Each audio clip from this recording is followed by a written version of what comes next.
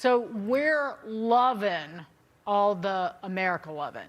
Too bad Democrats don't want to get on board. The party is ushering in an era of socialism. Communism, now the dominant force in that party. Today, Democrat voters have a far more positive view of socialism than of capitalism, a stunning shift that Ronald Reagan warned about more than 6 decades ago. This was the very thing the Founding Fathers sought to minimize. They knew that governments don't control things. A government can't control the economy without controlling people. And they know when a government sets out to do that, it must use force and coercion to achieve its purpose.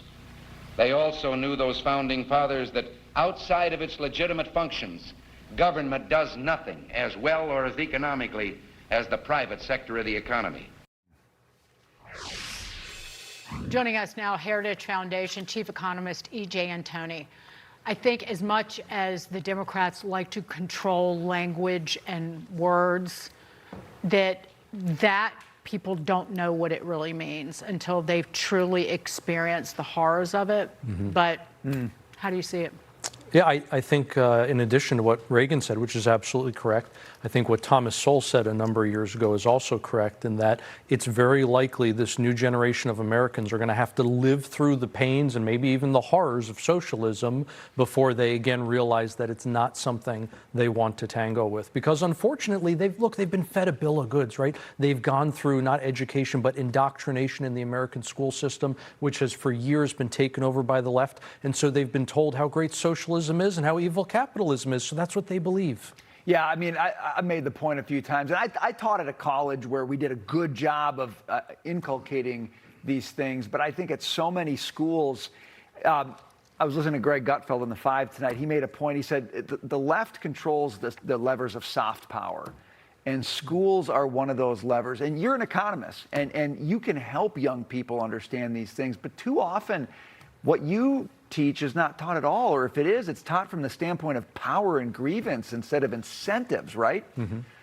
Yeah, exactly. And very often I think we forget that the world, again, I'm going to go back to Thomas Sowell here, the world does not ask you what you want, the world presents you with options, right?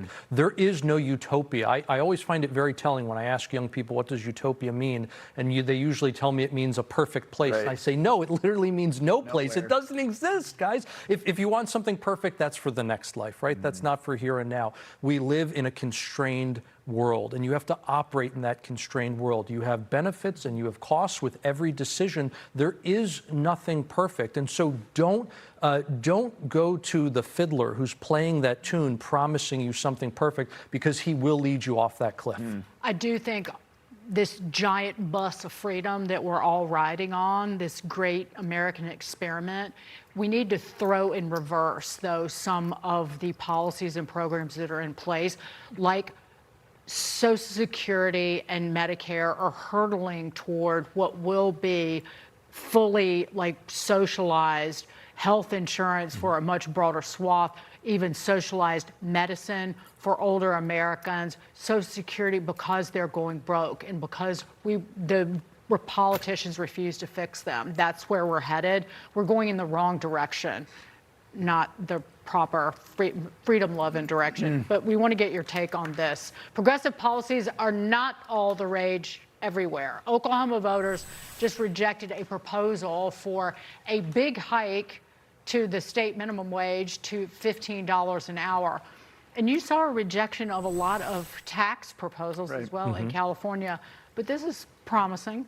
Absolutely. And I think we've seen a real bifurcation across the states, right, between red and blue, where I think the red states have gone redder for the most part and the blue states have gone bluer. And that shows up in a lot of different metrics. This, I think, is a great example that you raised with the minimum wage law. It results in fewer people being employed, particularly young people, workers with low skills, right? It results in a higher unemployment rate for teenagers. And so where have you seen the states that have done the best since the pandemic in terms of private sector job growth? It's almost exclusively red states. The top 10 states, almost all red. The worst 10 states, most of which who actually have fewer private sector jobs today than they did in February 2020, solid blue.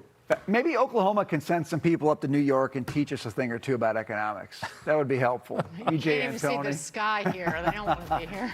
Thanks, man. Good to see you. All right. See you tomorrow. Have a good night.